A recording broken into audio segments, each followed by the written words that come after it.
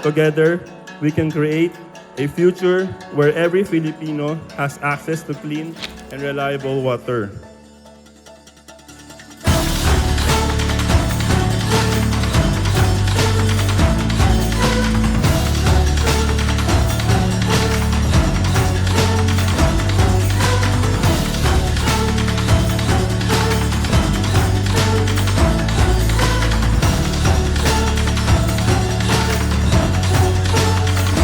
This is our fifth convergence, I understand.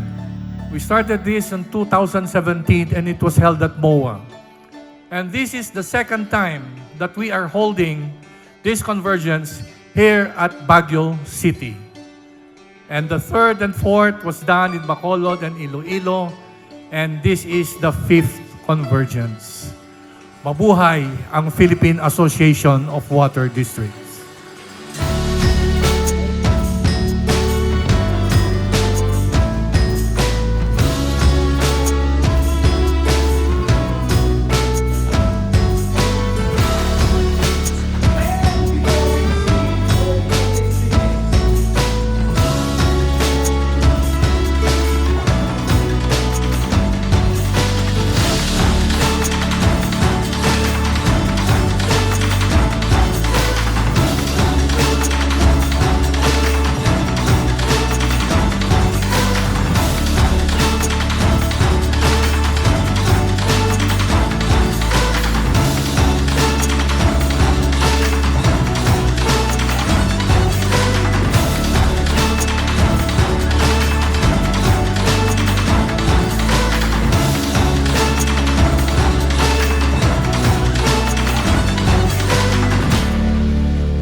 Learning is always a process in all the things that we do.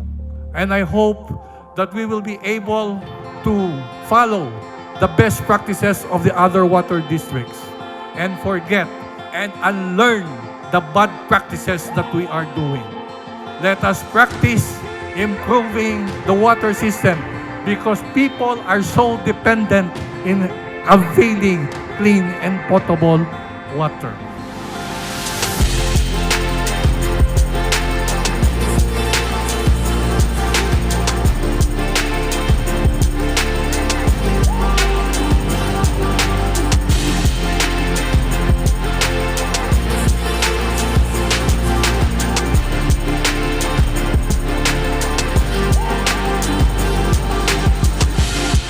Napakahirap po na makipaglaban for good governance, especially in this fight against corruption.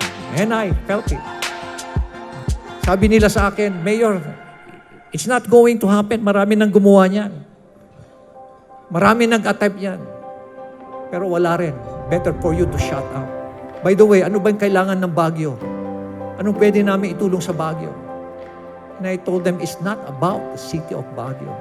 It's about the future of our young kids, our grandkids. It's about revival of this country.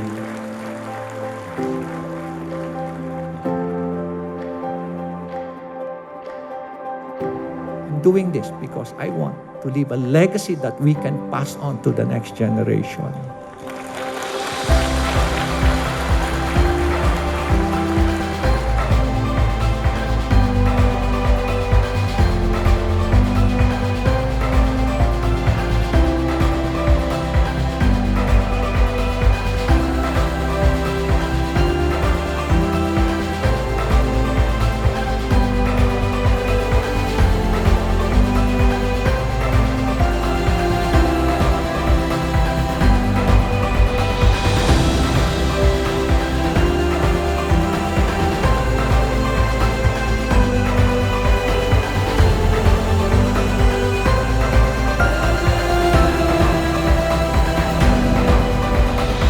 Pakinggan natin ang mga nangyayari sa ibang water districts and let us follow the best practices that we have.